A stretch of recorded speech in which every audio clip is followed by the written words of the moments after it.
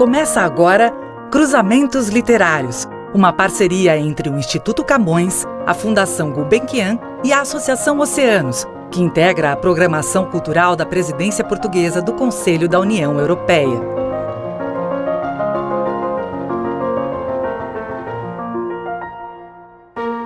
Bem-vindos a mais um podcast Cruzamentos Literários. Sou Rita Chaves, uma das curadoras dessa série, que 2 vezes por mês conversa com um escritor de língua portuguesa para conhecer mais sobre sua obra, sua vida e o modo como pensa o mundo e a literatura. O convidado de hoje é José Eduardo Agualusa, certamente um dos escritores de língua portuguesa mais conhecidos no presente. Agualusa nasceu em 1960 no Huambo, cidade situada no Planalto angolano, e de lá saiu em meados dos anos de 1970.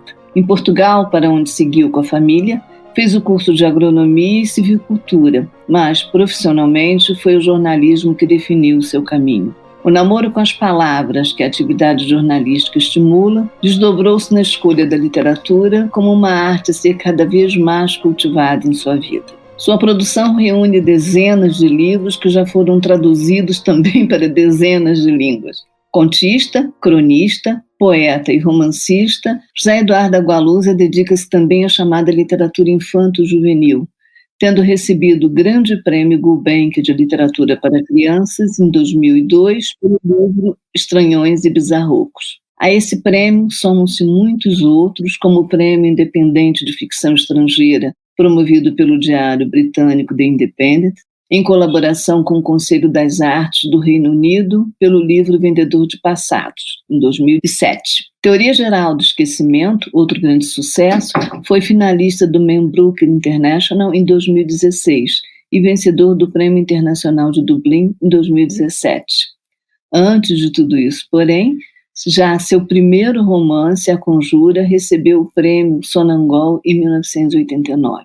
As atividades nesses 2 mundos, o da ficção e o do jornalismo, combinam-se bem no desenho de uma personalidade bastante atuante no quadro político. Em 2015, foi significativo o seu trabalho pela libertação dos revus, jovens acusados de subversão e presos pelo governo angolano, em uma campanha que se espalhou por vários países. Ao Brasil, ele tem estendido seu olhar de cidadão preocupado com os rumos da nossa sociedade. Na campanha presidencial de 2018, em um vídeo que ganhou espaço nas redes sociais, alertava os brasileiros contra o perigo de uma escolha que nos levaria a cruzar a fronteira da barbárie. O cenário que temos hoje mostra que o Agualusa estava certo. Contra a censura, contra muitas formas de violação de liberdades individuais, contra algumas ameaças de intimidação, ele faz da escrita um instrumento de luta. Essa crença no poder da palavra, que mobiliza o cidadão, é, segundo ele próprio, um dos temas de seu último romance, Os Vivos e os Outros, que tem a ilha de Moçambique, onde ele vive há alguns anos, como cenário. Vamos começar a nossa conversa sobre a atmosfera dessa obra que nos chega pela leitura do escritor, músico e performer Ricardo Aleixo. Trecho do romance Os Vivos e os Outros. Somos escritores. Nosso trabalho consiste em absorver a luz como as plantas, em transformar a luz em matéria viva. Consegues escrever sem primeiro te encantares? Não te armes em poeta comigo, logo tu que és viciado em redes sociais. Ouvi dizer que ganhas mais dinheiro com as imagens que colocas no Instagram que com os direitos de autor de teu único livro. Afinal, és escritor, blogueiro ou fotógrafo? Sou tudo isso ao mesmo tempo. Daniel tosse, nervoso. Parece-me um bom tema para o debate desta tarde. Achei que fossem falar sobre questões de identidade e a nova literatura nigeriana, diz Cornélia. Seja lá o que isso for, nesse ponto, estamos de acordo, diz Jude. Não sei se existe uma nova literatura nigeriana. Nem sequer sei se existe uma literatura nigeriana. Ou se existe a Nigéria? Precisamente. Nem sequer sei se a Nigéria existe. Ele soltou uma gargalhada. O tema que está no programa não tem importância nenhuma. Nunca tem, não é assim, Daniel? O que se pretende é uma boa conversa. Será uma boa conversa, assegura Jude. O público pode fazer perguntas? Claro. Ótimo, essa vai ser a melhor parte. Não acreditas que eu possa fazer boas perguntas? Riem-se todos. Jude espera que as gargalhadas serenem. A participação do público costuma ser mais interessante porque envolve um certo risco. Moderadores são quase sempre pessoas sensatas, bem comportadas, seguem as regras. Quanto aos leitores, nunca sabemos, pode haver agentes provocadores no meio do público.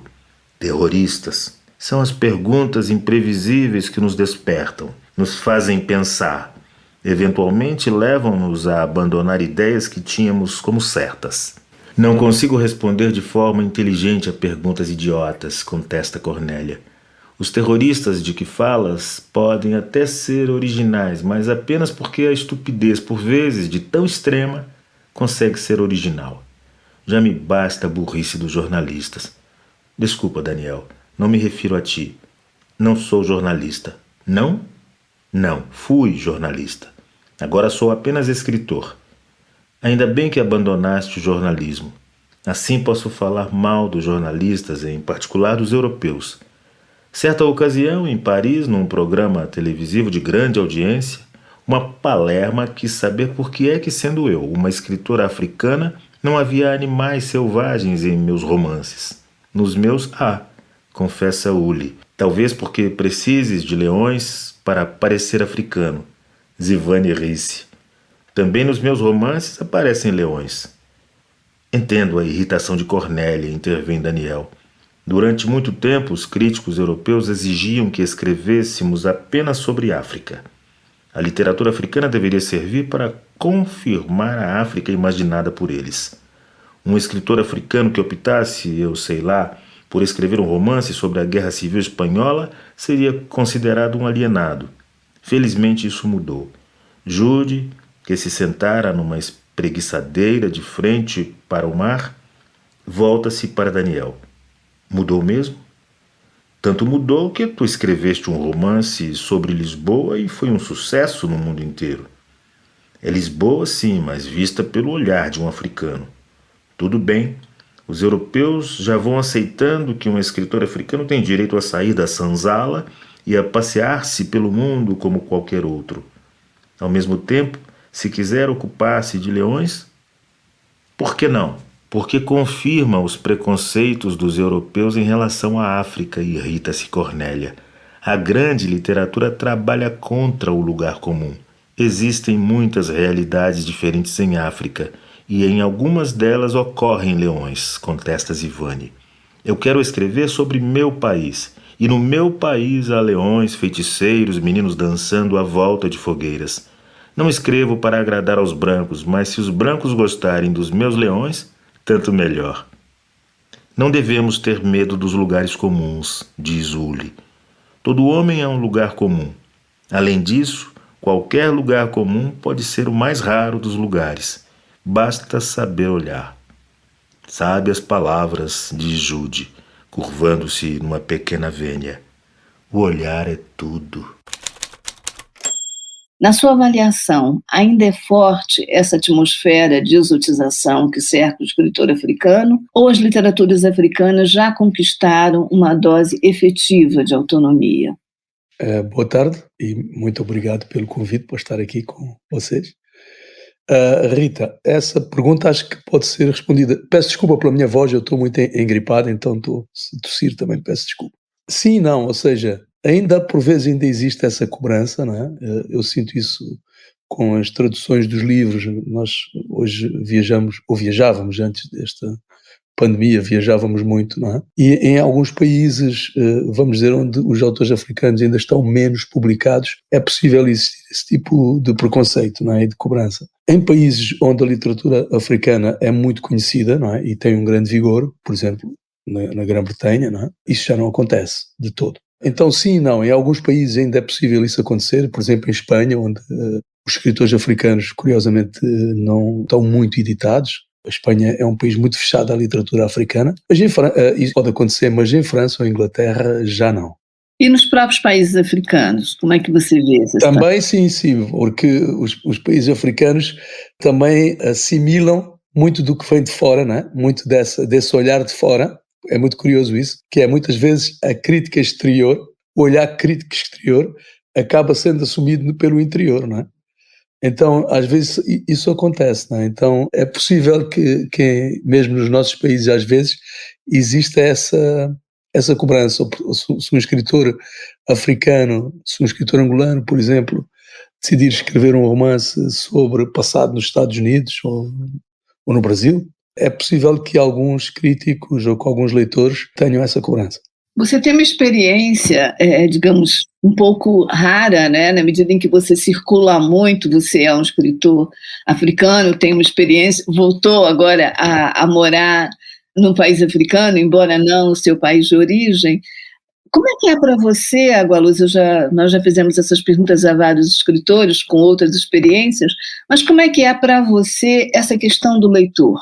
Quer dizer, quando você escreve, né, há sempre um leitor virtual com que, de alguma forma, o escritor dialoga. O teu leitor virtual é preferencialmente um leitor da comunidade africana ou é um leitor fora, né, de qualquer modelo? Em vários festivais literários africanos, só com autores africanos, onde eu estive, concretamente na África do Sul, lembro-me de um encontro em Durban, mas também me lembro do encontro grande de escritores africanos em Brazzaville, e essa questão esteve presente, que é o facto da maior parte dos nossos leitores estar fora dos nossos países. E por um lado também, uma grande parte, uma percentagem muito grande de autores africanos vivem no exterior, sobretudo os de língua inglesa. Quer dizer, se pensarmos nos grandes autores nigerianos, hoje a Nigéria, enfim, é o principal centro da literatura em África, quase todos os grandes autores africanos estão no exterior, não é? Nos Estados Unidos ou em Inglaterra. Então essa questão surge muito. E lembro-me que um autor camaronês dizia, e eu concordo inteiramente com ele, que os autores africanos são uma espécie de tradutores de mundos. Porque, sim, quando nós escrevemos, não estamos a pensar apenas no nosso público imediato, ou seja, os leitores dos nossos países, mas estamos a pensar nos leitores para além dos nossos países, não é? Por outro lado, os países africanos também tendem a ser muito diversos. Então, mesmo dentro de um único país, por exemplo, vamos pensar, dentro de Angola, se eu escrevo sobre uma realidade predominantemente ouvindo e fortemente ouvindo, vamos dizer um Sousa Jamba, se amanhã voltar a escrever, não é? Agora ele está a viver mesmo no interior do Ambo. É provável que ele tenha que fazer esse esforço mesmo para além da sua comunidade ouvindo. Para ele ser entendido pelo conjunto dos leitores angolanos, ele provavelmente terá que fazer esse esforço de traduzir o seu mundo para os outros mundos. Então, esse é um desafio, eu acho, permanente, no caso dos autores africanos, e que talvez distinga um pouco a literatura destes autores, a nossa literatura, dos autores brasileiros, por exemplo, não é? Porque imagino que na maior parte dos casos o autor brasileiro pensa no imediato no seu público leitor brasileiro, e realmente um autor africano normalmente pensa para além desse público imediato. Bom, você, nesse último livro, escolheu a ilha de Moçambique, que é, sem dúvida alguma, né, aquilo que nós podemos chamar de um local de cultura na tradição literária moçambicana. E eu imagino que a ideia de incorporá-la como uma paisagem decisiva na sua ficção esteja ligada a esse percurso, mas também esteja ligada à sua experiência de morador daquele pedaço meio mágico, né, perdido ou achado no meio do Índico. Como é que foi combinar essas várias dimensões da ilha em um romance? Sim, se eu não vivesse na ilha, não teria escrito este livro, obviamente. Quer dizer, tudo o que nós fazemos tem a ver com a nossa experiência pessoal, não é? Mas eu já tinha um grande interesse na ilha antes de viver na ilha. E exatamente porque eu conheci a ilha através da poesia, não é? Como a maior parte das pessoas. Conheci a ilha através da poesia e, como tu disseste muito bem, não só da poesia moçambicana, mas também através do olhar dos poetas portugueses que estiveram. Aliás, muitos poetas nasceram na ilha também, não é? É incrível isso. Não só escreveram, não só viveram. Bocage também viveu na ilha, não é? Tomás António Gonzaga, brasileiro, foi degradado para a ilha de Moçambique, casou com uma moçambicana, teve filhos e, portanto, deixou descendência. Ainda hoje há descendentes na ilha de Moçambique, do Tomás António Gonzaga. Então eu comecei por conhecer a ilha através da poesia. E quando decidi escrever o livro, quando comecei a escrever, quis, obviamente interessava-me tudo isso, não é? Interessava-me a ilha como lugar de encontro, que é aquilo que a ilha é, não é? Secular, e essa mística poética que a ilha foi adquirindo ao longo dos séculos.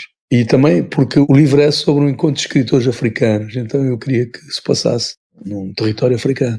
Um território africano bastante singular, não é? Bastante singular, exatamente, porque também é uma ilha, né? Então todas as ilhas são singulares. Eu não sei se todos os territórios africanos são singulares, quer dizer, eu acho que cada território tem a sua própria, quando nós conhecemos bem, tem a sua própria mística também, não é? Mas uma ilha, evidentemente, e eu precisava de uma ilha, porque eu queria um lugar isolado, então convinha-me também uma ilha para escrever este livro. Eu li bem recentemente Os Vivos e os Outros, e eu acho que há um olhar que se demora no jogo do tempo ali também. Além da questão que você próprio destacou, sobre o poder da palavra, há um foco no jogo do tempo.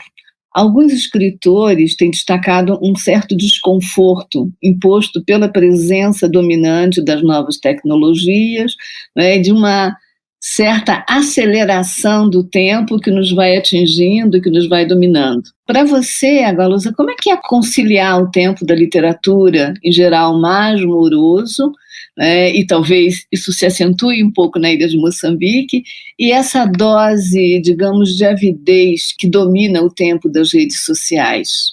Não sei, acho que, por exemplo, vivendo na ilha, eu não conseguiria viver na ilha sem as novas tecnologias e sem a internet, né? Sem a possibilidade de ter acesso ao mundo através da internet, porque eu acho que esse tipo de discurso é um discurso fácil quando as pessoas vivem em grandes cidades.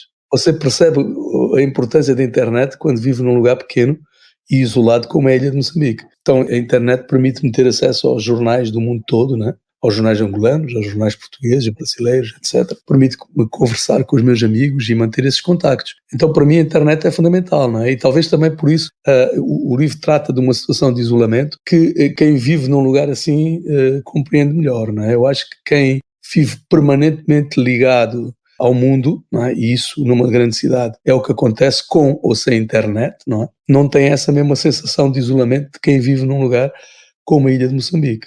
Eu queria que você nos falasse um pouco do processo de criação desse livro, dessa sua opção pela história, que aparece já no começo da sua carreira, e da forma como ela é retomada, de modos diferentes em livros como Estação das Chuvas, A Rainha Ginga, Nação Crioula. Como é que a história foi, digamos, uma namorada sua, e como é que ela foi se transformando na sua escrita, mas de uma forma bastante presente? Este livro surgiu diretamente da leitura de uma série de jornais, de uma coleção grande de jornais angolanos do século XIX. Não é? E ao ler esses jornais, eu rapidamente mergulhei num universo que eu desconhecia, como na época a esmagadora maioria dos angolanos desconhecia, mesmo em termos de história, não é? Havia poucos historiadores, agora já não, agora há muito trabalho publicado. Se eu tivesse escrito o livro hoje, se eu escrevesse hoje, escreveria outro romance. Mas na altura não havia, de facto. Não havia muita gente com conhecimento do que tinha sido o século XIX em Luanda, né? E Luanda, evidentemente, era na época uma cidade muito pequena, e através dos jornais, e eu lembro-me que contei dezenas de títulos de jornais angolanos publicados entre 1880 e 1900. Foi um período muito agitado, muito intenso do jornalismo angolano, aproveitando aquele período também da monarquia liberal em Portugal, não é? E portanto de alguma democracia, vamos dizer assim, de alguma liberdade de expressão. E lendo aqueles jornais era como entrar realmente dentro daquela sociedade, não é? Com os seus conflitos, as suas lutas intestinas, essa aspiração já independentista que começava a surgir, não é? A questão da escravatura, que ainda era tão viva, e do combate à escravatura. Enfim, tudo isso já estava ali, não é? Era muito, muito intenso. E eu percebi logo que tinha ali um romance, não é? Tinha ali os personagens, tinha ali o mais difícil, que é a linguagem, que é o tom, e no fundo o que me interessava era o português angolano do século XIX ali, não é? E portanto o livro surgiu muito rapidamente. Quando eu comecei a escrever o livro foi muito rápido, foi um romance. Curiosamente, várias pessoas me disseram, um primeiro romance, um romance histórico, um primeiro romance, deve ter sido muito difícil, e não foi. E não foi porque eu tinha esse apoio, né? Tive essa ajuda do jornalismo angolano do século XIX. E depois fiquei com tanto material, não é? Porque li muito, fui lendo mais e mais e mais. E depois, à custa desse livro, conheci pessoas como o Mário Pinto de Andrade, que foram muito importantes na minha formação cultural, política, etc. O Mário leu o livro ainda, o livro não estava publicado, leu um original, não é? E depois, através de pessoas como o Mário, acabei por ter acesso a outras fontes e a ler mais, e então fiquei com material para escrever outros livros. Escrevi uma série de contos que foram publicados depois, já não sei qual era o título, acho que era o Dom Nicolau Água Rosada e outras histórias. A Feira dos Assombrados. A Feira dos Assombrados. E depois escrevia A Nação Crioula, então fiquei com elementos todos para escrever vários romances e poderia escrever ainda mais, não é? Mas foi assim, não foi um livro difícil, como A Nação Crioula também não foi. Eu acho que o sucesso dos romances, esse sucesso acabou por abafar um pouco a recepção dos contos. Desses contos, talvez, sim. Desses primeiros contos, sim. Sim, esses contos não correram bem. Não, eu acho que correram muito bem, ainda não... Não, do ponto de vista de público, de leitores, não. Gosto muito. Sim, mas não tiveram leitores na altura, não. Aquele conto, foi o primeiro conto seu do qual eu ouvi falar, que é o conto Velho Cachombo Sonhou com o Mar. Eu acho que é um conto preciso, que você conseguiu resolver ali a equação, né, que se refere o Júlio Cortázar, né, de pescar um momento singular e trabalhar esse momento singular, eu penso que você pode explorar melhor, ou melhor, talvez nós possamos explorar melhor aqueles contos, né, realmente são muito bons. Trecho do conto Velho Cachombo Sonhou com o Mar. Na última tarde da sua vida, quando depois do costumeiro almoço de funge e quizaca se estendeu na esteira para gozar a sesta, o velho cachombo sonhou com o mar. Mas ao acordar já não se lembrava disso, e mesmo que se lembrasse não teria atribuído ao fato importância alguma. Para ele, que fora criado por um branco e pensava em português, o mar era apenas o mar. Assim, e até quase a hora do sol pôr, esse dia foi para o velho cachombo igual a todos os outros. Já há 8 anos tinha aquele emprego como guarda de uma pequena estação de empalhamento de cobras em pleno sertão da Quissama. Fora o professor Silva Franco que lhe obtivera o lugar, salvando-o assim de morrer na miséria, pois Cachombo estava a dobrar o cabo dos 60 e deixara de poder exercer, com a agilidade requerida, o seu antigo mistério de carregador de mochilas. Agora envelhecia tranquilamente, entregue à íntima e minuciosa tarefa de imaginar a sua própria morte. Via-se a morrer de muitas maneiras, convicto de que se as conseguisse idear a todas, nenhuma delas se concretizaria. Mas, a despeito de tal obsessão, não intuiu nem naquele dia, nem nos que o precederam, quaisquer sinais aziagos. Ao velho cachombo, aquele ofício de guarda pesava pouco, pois a estação situava-se em lugar remoto e o gentio das redondezas era pacato e sem cobiça. De tempos a tempos, o professor Silva Franco aparecia no local, acompanhado por um mulato de nome Souza, e nessas alturas o velho cachombo ajudava os dois a bater o mato à caça de cobras raras. Mas a maior parte dos dias passava-os ele sem ocupação alguma, entretido tão somente a imaginar as circunstâncias em que ocorreria o seu próprio falecimento. Naquela tarde, portanto, o velho cachombo despertou de sua sesta com a quietude de sempre e sem se lembrar que sonhara com o mar. O sol declinava quando, numa angústia crescente, se deu conta de que qualquer coisa estava errada. Qualquer coisa estava errada e ele não sabia o que era. De súbito compreendeu. O silêncio enchia tudo. Um silêncio espesso como uma noite sem lua. Não havia pássaros. Todos os pássaros se tinham ido embora. E a poesia, Agualusa? A poesia é uma visita rara para você. Eu acho que a poesia está na ficção, não é? Poesia para mim é muito importante. Eu sou um grande leitor de poesia e enquanto escrevo ficção leio poesia, leio muito. O que eu leio mais é poesia enquanto escrevo ficção. E portanto eu sou movido à poesia, sou impulsionado pela poesia. E acho que a poesia acaba por estar dentro da ficção, no interior da ficção. Mas não, eu editei um livrinho com o Landino Vieira, quando o Landino, portanto já foi há muito tempo, não é? Quando o Landino era secretário-geral da União de Escritores. E depois só voltei a publicar há 2 anos, mas um livro muito especial, que é um livro com fotografias da ilha de Moçambique e com poemas meus sobre a ilha também. Eu noto que nos teus romances há uma incorporação muito viva dos diálogos. Não é? Você é Gosto muito de construir diálogos. Eu perguntaria, isso já faz parte de uma atração, quer dizer, a expressão de uma atração por gêneros como o teatro e o cinema? Eu não sei, mas por exemplo, eu agora estou a fazer um roteiro, não é, sobre uma adaptação dos Papéis do Inglês, do Rui. Na verdade enfim, é um convite do Paulo Branco e ele comprou a trilogia e dá-me muito gozo, dá-me muito prazer mesmo criar os diálogos, não é? Inventar, porque aquilo evidentemente uma adaptação de um romance é uma outra coisa, é sempre uma reinvenção, não é, para cinema, mas são sobretudo diálogos, não é? A riqueza tem a ver com os diálogos e eu gosto muito de trabalhar diálogos, muito, é uma coisa, sempre me deu prazer e agora fazendo isso, roteiro para cinema, posso exercitar isso também, não é? E é uma coisa que me dá muito prazer fazer, gosto muito, sempre gostei muito. Você tem essa incursão pela fotografia, tem, né, essas viagens, digamos, pelo teatro, pelo cinema.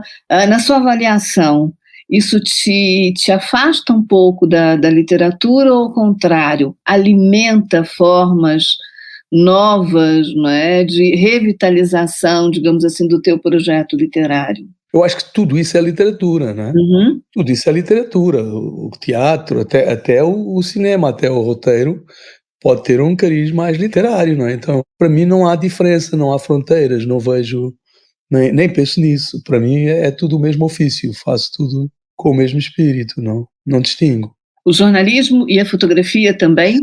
Não, jornalismo, também sou menos jornalista hoje, já há bastante tempo que não tenho trabalhado. Eu gosto de trabalhar como jornalista, não é? Eu trabalhei sobretudo como jornalista cultural. Acho que o jornalismo me ensinou a aproximar das pessoas, a conversar, a falar, a fazer perguntas. Sou pouco jornalista hoje, não é? A fotografia me ajuda um pouco também, não é? Porque muitas vezes eu parto da imagem para construir também a ficção. Então a fotografia também me ajuda.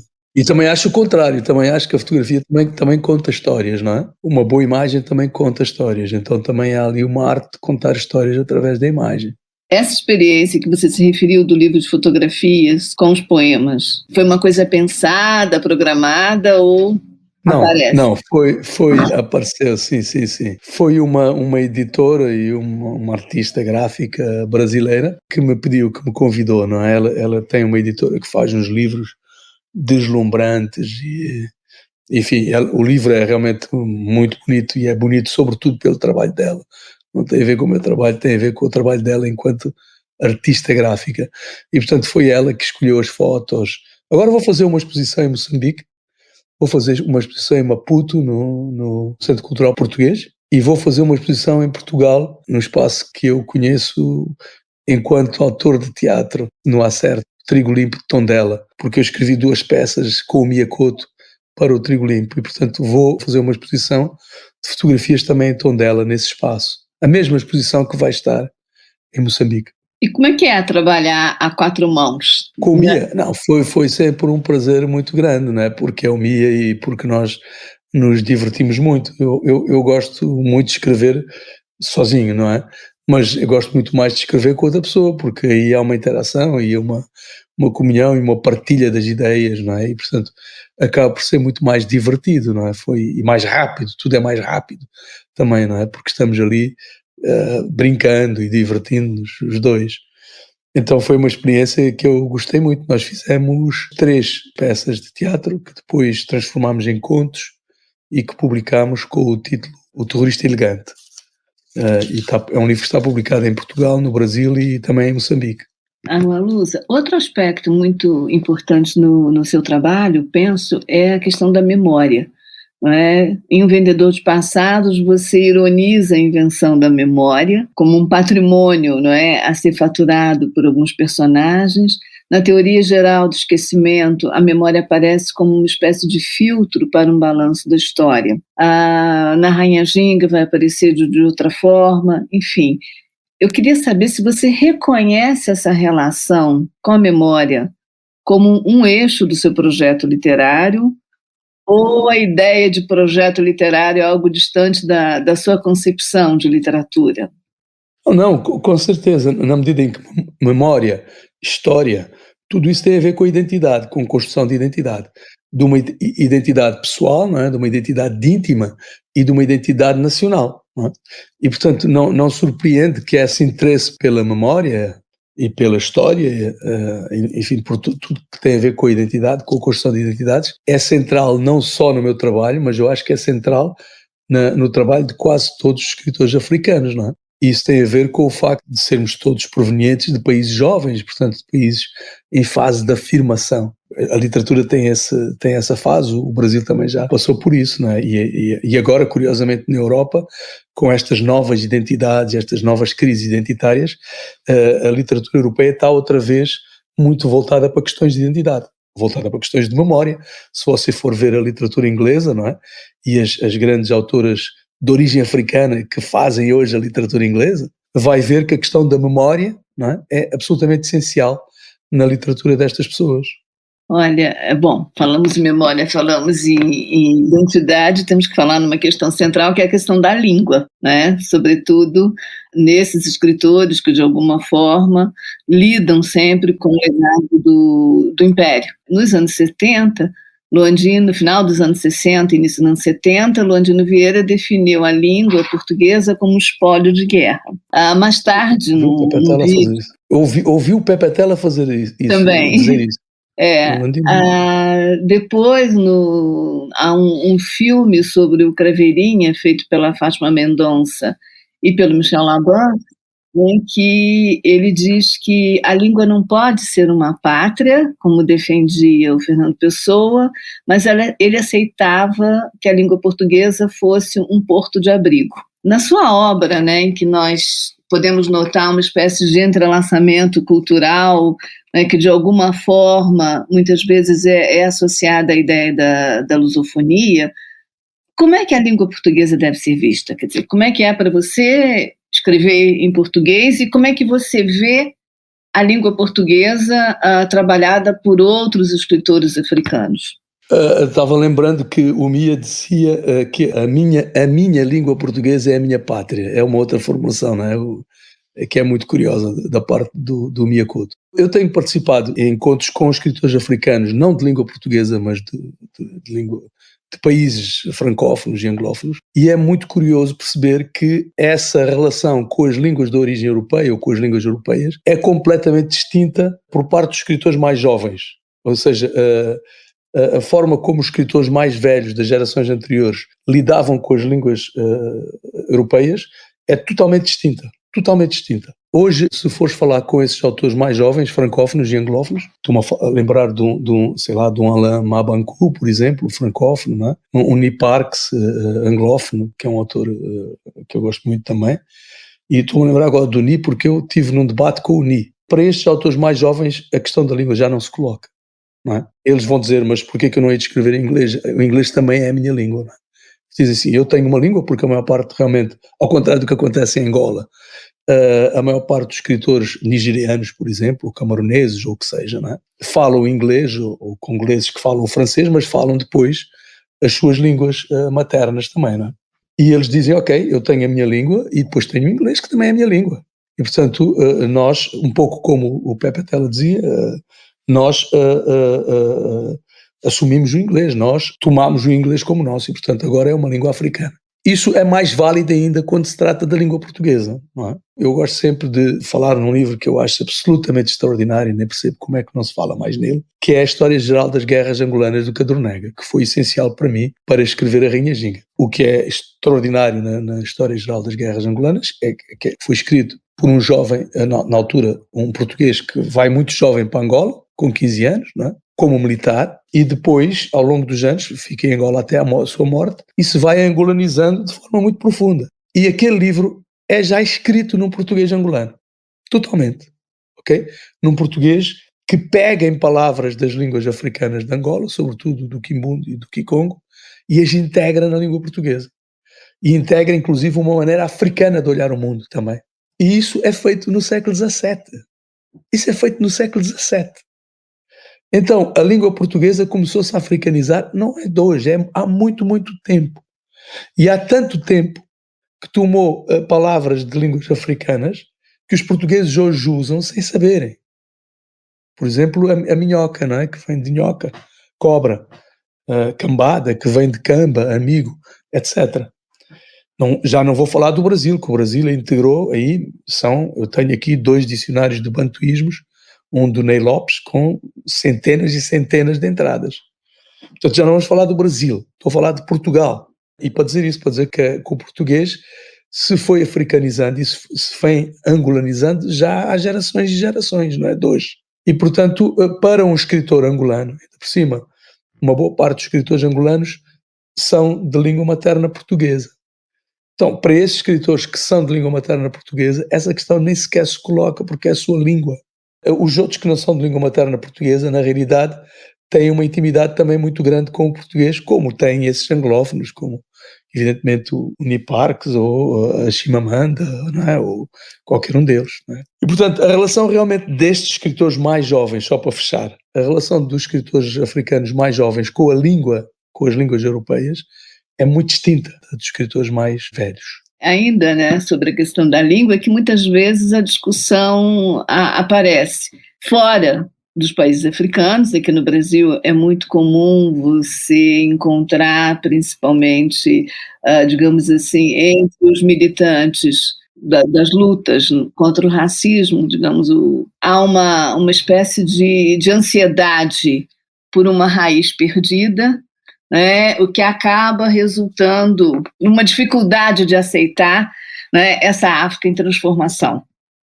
Você viveu algum tempo no Brasil, né, o Brasil é um país conhecido por você deve ter se deparado com essa situação, né, como se lutar... Sim, claro, naturalmente. É como se lutar contra o racismo fosse tentar recuperar uma África nostálgica. Eu estou lembrando o episódio, há muitos episódios, mas estou lembrando o episódio que me contaram, muito divertido, da Casa de Angola em Salvador, que em determinada altura decidiu criar, devido à demanda, porque havia muita demanda, cursos de quimbundo, não é? Apareceram muita gente, sobretudo gente ligada ao candomblé, etc., com essa vontade de recuperar a língua original, porque ainda se fala, enfim, um quimbundo arcaico, restos ou vestígios, e há correntes que defendem a adoção das línguas. Evidentemente o quimbundo hoje não é o quimbundo do século XVIII, por exemplo, não é? E aí causou uma grande perplexidade, porque quando esses brasileiros chegaram, não é, descobriram que a maioria dos professores eram evangélicos, dos professores angolanos, que ainda por cima, é realmente o que acontece, porque o ensino normalmente das línguas nacionais africanas, mas enfim, agora só para voltar atrás, que me parece importante é dizer o seguinte, que eu sou desde sempre um grande defensor das línguas africanas, das línguas africanas de Angola, e portanto eu acho, o que eu gostaria de ver era algo parecido com aquilo que acontece na África do Sul, é que as línguas ditas nacionais fossem também consideradas línguas oficiais e fossem ensinadas nas escolas e fossem integradas, inclusive, na burocracia, não é? Ou seja, os nomes das ruas estivessem também em línguas nacionais, os discursos fossem também produzidos ou facilitados em línguas nacionais e que houvessem literaturas nessas línguas. E eu acho que isso tem que ser, só pode acontecer com o apoio do Estado, sobretudo num país como Angola, porque a maior parte das pessoas está mais habituada a ler português e, portanto, mesmo aquelas que falam muito bem umbundo, preferem ler em português do que ler em umbundo, ok? E, portanto, tem que haver aí uma ação do Estado no sentido de valorizar as línguas africanas de Angola, de as promover, inclusive às vezes de as voltar a pôr em circulação, não é? Porque algumas destas línguas têm declínio, como o quimbundo.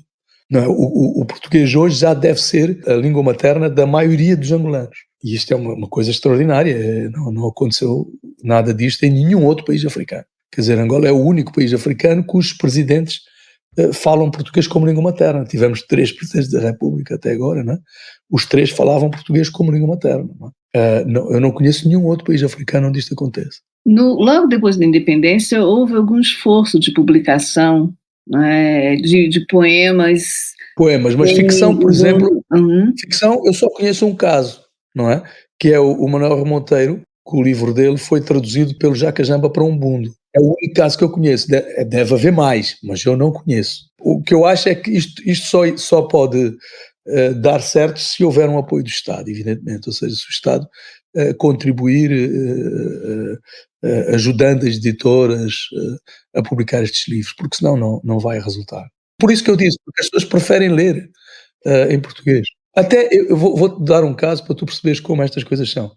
Até em Barcelona, ok? Na Catalunha, que eles fizeram todo aquele esforço de recuperação do catalão e de uma forma muito violenta, não é? Mas, se um livro for publicado primeiro em espanhol, antes de ser publicado em catalão, os catalães vão ler esse livro em espanhol. E não vão ler se aparecer ao mesmo tempo em catalão, não vão ler. Porque estão mais habituados a ler em espanhol. Então, imaginem Angola, não é? Onde praticamente tudo, tirando as Bíblias, não é? As edições da Bíblia, e de outros livros religiosos, tudo que está publicado é publicado em português. Não é? Mas não tem que ser assim. Evidentemente, no século XIX houve 2 jornais escritos em quimbundo. Não é? E a maioria dos jornais, naquela época, incluía artigos inteiros em quimbundo.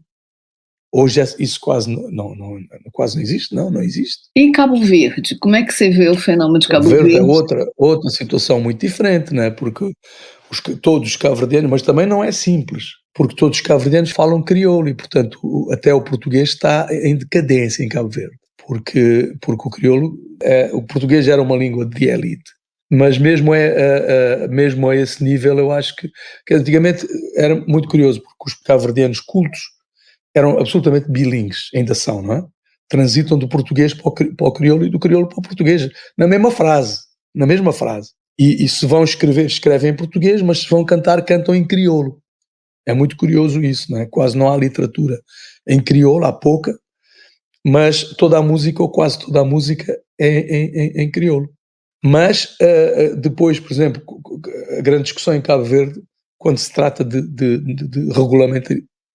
regulamentar o crioulo, normalizar o crioulo, é saber qual crioulo. O crioulo de Santiago ou o crioulo de São Vicente. Então também não é tão fácil assim, acaba por não ser tão fácil, mas evidentemente é uma situação muito distinta, porque todos os cabo-verdianos falam crioulo e entendem-se em crioulo, entendem-se uns aos outros em crioulo, ainda que haja variantes do crioulo.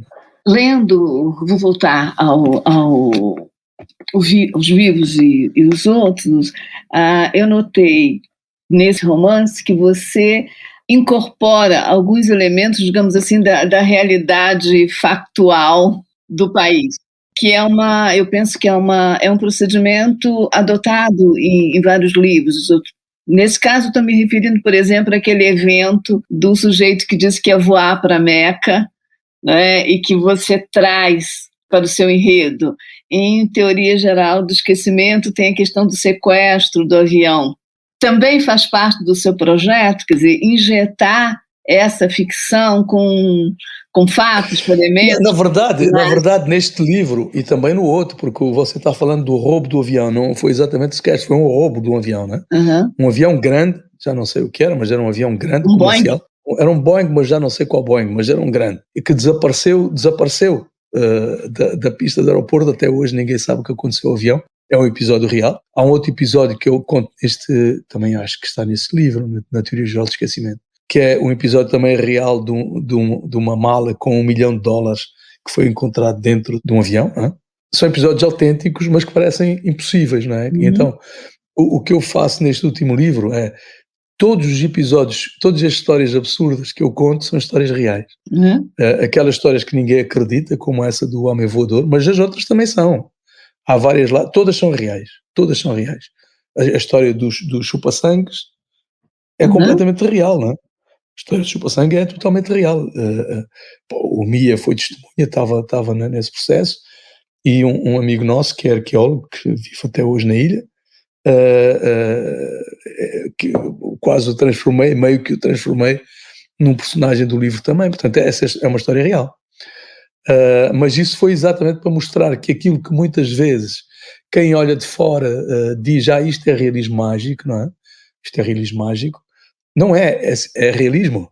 É realismo animista, como dizia o Pepe Tela, não é? Mas é realismo, é a realidade, aquela é a realidade, aquela é a nossa realidade. Nesse caso, você está assumindo mesmo o papel de tradutor, né? O escritor como um tradutor de realidades, modos de conceber a vida, né, que não são propriamente comuns, digamos assim, no espaço positivista associado ao Ocidente, seria isso? Exatamente.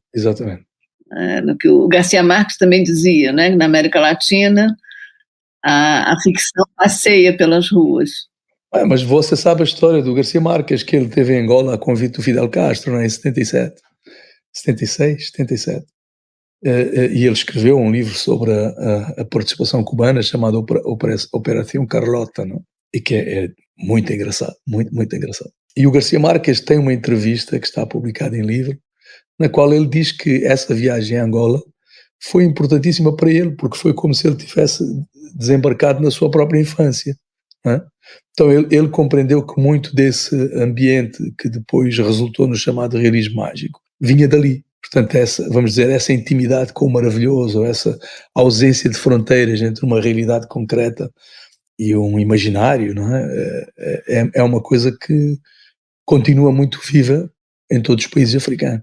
Eu queria passar um pouquinho para o outro lado da literatura, que é a relação direta com a realidade política.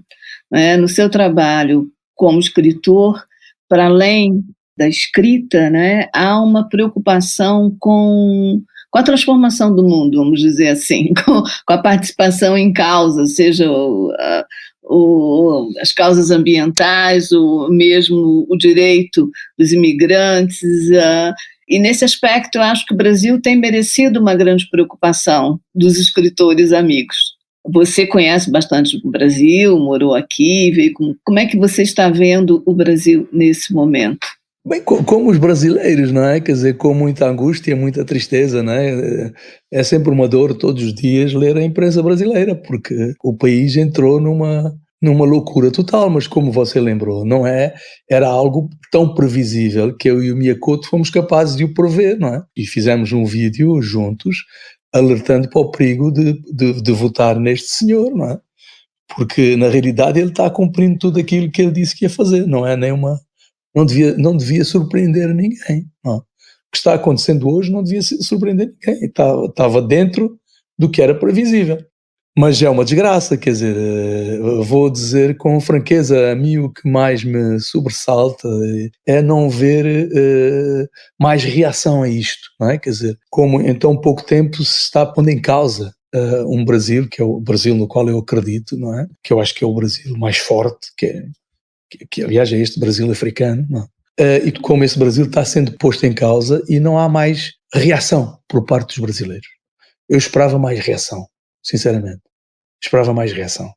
Eu penso que isso significa, né, de algum modo, a confirmação de algo que eu também fui reencontrar num dos teus livros, em A Nação Crioula, em que, numa carta do Fradique, uma carta do seu Fradique para o Eça de Queiroz, você fala na questão, você faz uma leitura muito, muito ácida do Império Português, e num determinado momento o Fradique diz: nós não colonizamos o Brasil colonizou-se a si próprio. Acontece muitas vezes da gente dizer para os escritores o que eles escreveram e eles não se lembrarem exatamente. Mas há essa passagem, o Brasil, né, colonizou-se a si próprio com os escravos que nós levamos.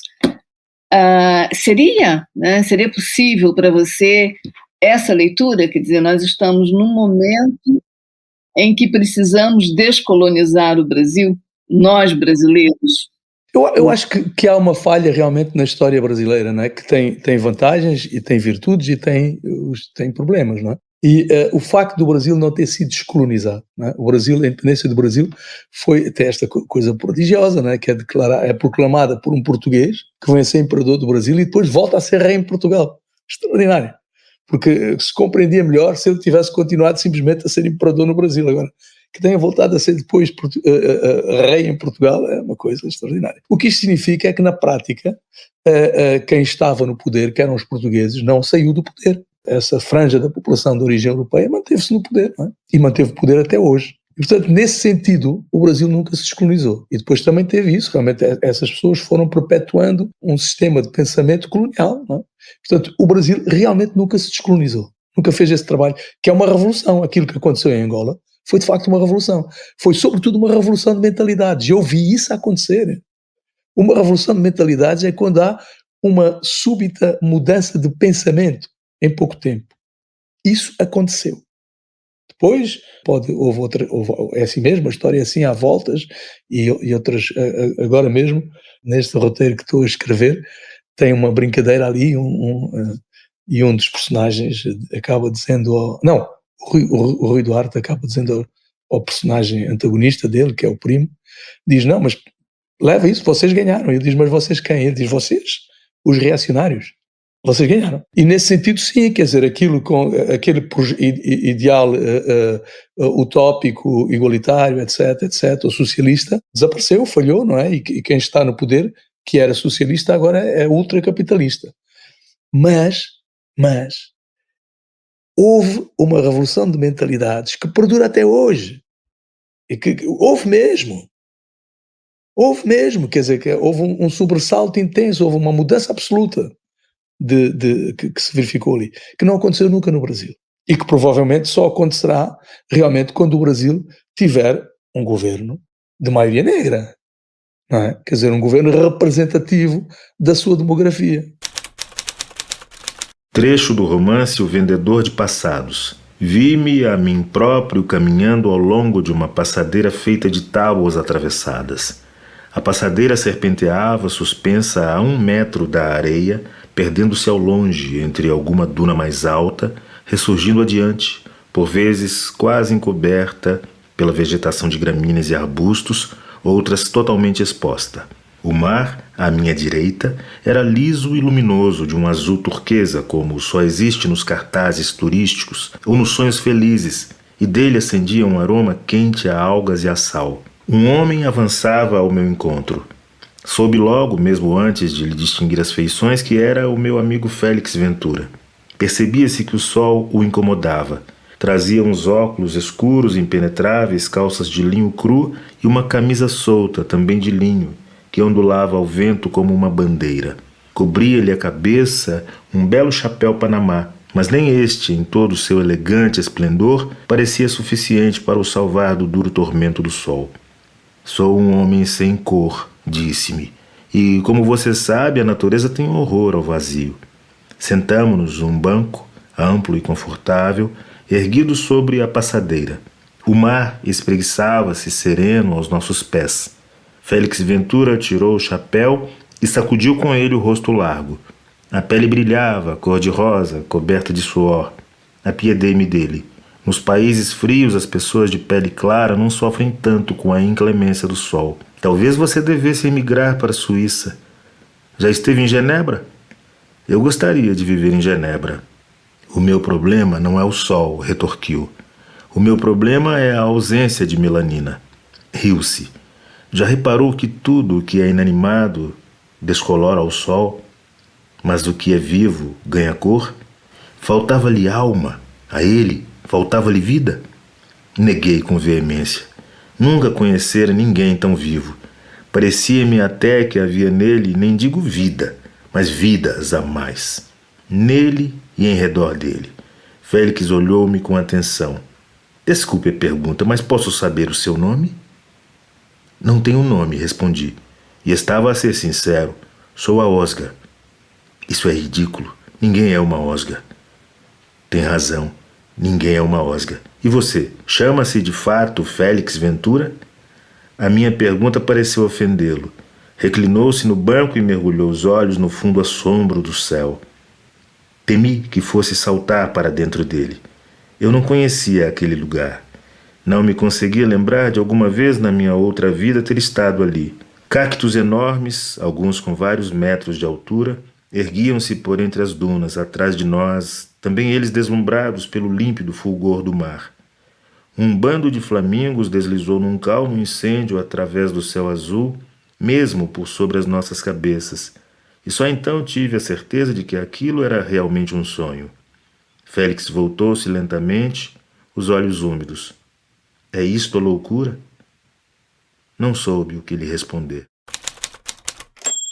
Como é que para um escritor que gosta da circulação escrever em espaços restritos? Olha, gosto e não gosto, quer dizer, eu gosto de viajar sim, mas também já estava um pouco cansado de viajar, então, e por outro lado, também a vida de um escritor é um pouco isto, é uma vida de isolamento, não é? Portanto, eu acho que nenhum escritor te vai dizer que isto foi novo, não é? Para nós isto foi uma coisa absolutamente nova, não porque nós trabalhamos em casa, continuamos a trabalhar em casa, e trabalhamos isolados e continuamos a trabalhar isolados, então, para um escritor mudou muito pouco, não é? Esta pandemia não mudou muito.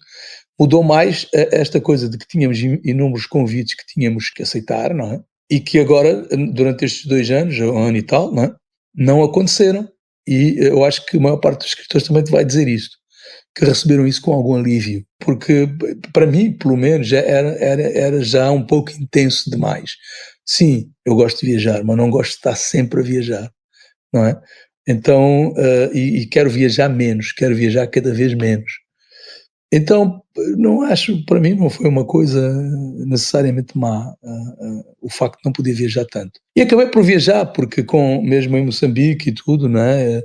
Eu estive, primeiro, eu estive antes deste processo, portanto, isto começou em março do ano passado, não é? Eu estava em Moçambique, depois fui para Angola, passei um mês em Angola, fevereiro, depois fui a um festival literário em Marrocos, vim a Lisboa para apanhar o avião para Luanda, e o meu voo foi adiado. E acabei ficando quase 6 meses em Lisboa sozinho, depois o meu filho veio ter comigo, e depois consegui finalmente ir para Moçambique, e acabei ficando 6 meses seguidos em Moçambique, entre Inhambane e a ilha. Então também não é que eu não viajei, porque acabei por viajar mais do que a maioria das pessoas, não é? E, enfim, não senti como a maior parte das pessoas sentiu, não senti. Até porque depois na ilha fiz a minha vida normal, não é? Em Inhambane mesmo levámos uma vida muito boa, não é? Não é que foi um sacrifício para nós, não foi um sacrifício, não foi. E essa experiência está abrigando um outro livro? Ou nesse momento a Isso, infelizmente, até adiei, porque eu tinha 2 projetos em Angola, que fui a Angola o ano passado exatamente para desenvolver, passei um mês, depois devia ter ficado pelo menos mais 2, 3 meses e não consegui, e este ano também ainda não consegui voltar a Luanda, não é? Com tudo isto. E, portanto, tenho 2 projetos de livros, 2 livros que estão adiados.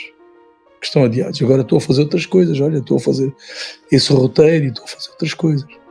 Nós terminamos aqui com a boa notícia de que há 2 projetos em curso, né? O adiamento não chega a ser uma má notícia, porque você está, nesse momento, trabalhando com esse roteiro, que eu penso que vai ser um trabalho excepcional, inclusive para a divulgação, né, de um escritor como o Rui Duarte, que é um escritor da sua paixão e da minha paixão também. Muito obrigada, Agualusa, muito obrigada mesmo, foi um prazer. E espero Obrigado. Que a conversa se desdobre depois dos outros livros prontos. Cruzamentos Literários, uma parceria entre o Instituto Camões, a Fundação Gulbenkian e a Associação Oceanos, que integra a programação cultural da Presidência Portuguesa do Conselho da União Europeia.